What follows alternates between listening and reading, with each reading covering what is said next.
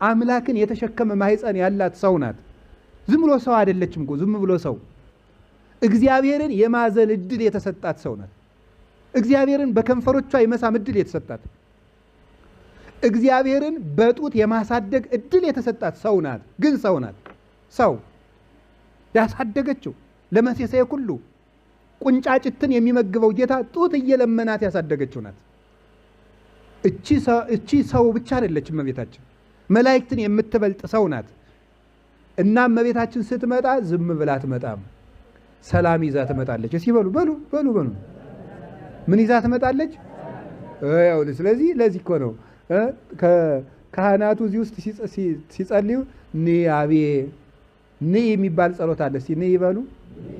አቤት ጎንደር ደብረ ብርሃን ስላሴ የሚባል ቤተክርስቲያን አለና እዚያ ስዕል አለች። ሲባል ሰዓታቱ ሲደረስ ስዕሊቱ ከመቅደስ ተነስታ ራሷ ትመጣለች። ካህናቱ ሰዓታት ከሚቆሙበት ቦታ ትመጣ ነበረ እና እንዲያውም አፄ ቴዎድሮስ እንደው አንድ የኔ ቢጤ ቄስ ገብቶ ድምፁ የለውም ሙያውም የዚያን ያሉ ነው እንዲያ ሲል አይ እንደው እንኳን እሷ ልትመጣ አሁንስ እኔም ሄድኩልህ ብለው ወጥተው ሄዱ ይባላል። እና ምንድነው ከቃሉ ጋር ናችሁ? እግዚአብሔር ከሁላችን ጋር ይሁን። እስቲ እመቤታችን ሁላችሁም እመቤቴ ሆይ ነይ በሉ ሁላችሁም።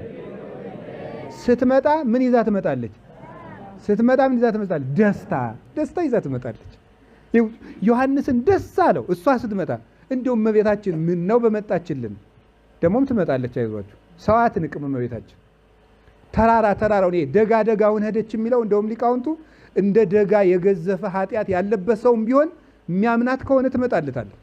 የአምላክ እናት እንደሆነች ማመን ነው። እኛ አምላክ እናድርጋት አላልንም። አምላክን የወለደች የታመነች እናት ብሎ ማመን ብቻ ነው። እና ማርያም ስትመጣና ሌላ ሰው ሲመጣ ልዩነት አለው። እንደ ሰው አትቆጠርም። ሰው ናት፣ ከሰው ግን የላቀች ናት። እዛ መጣች፣ ጽንሱ ዘለለ፣ ዮሐንስ አመሰገነ። በማህፀኑ ሰገደ ብሎታል ቅዱስ ያሬድ፣ ሰገደ። ከዚያ በኋላ ጌታን ጸንሳ እንደው የእመቤታችን ትትናዋ ሁሉ ያስደንቃል። ኤልሳቤጥም እንደው አንቺ ወደ እኔ ትመጭ ዘንድ አይገባም ነበር፣ ያንቺን ድምፅ ሲመጣ ዘለለ። ዮሐንስ ከማህፀን ሆኖ እናቱን ያወቀ ድንግል ማርያምን ያወቀ አምላኩን የለየ ነው። 9 ወር ደረሰ፣ እመቤታችን ተመለሰች። የእመቤታችን ጉዳይ ሌላ ቀን ስለምንማረው ነው።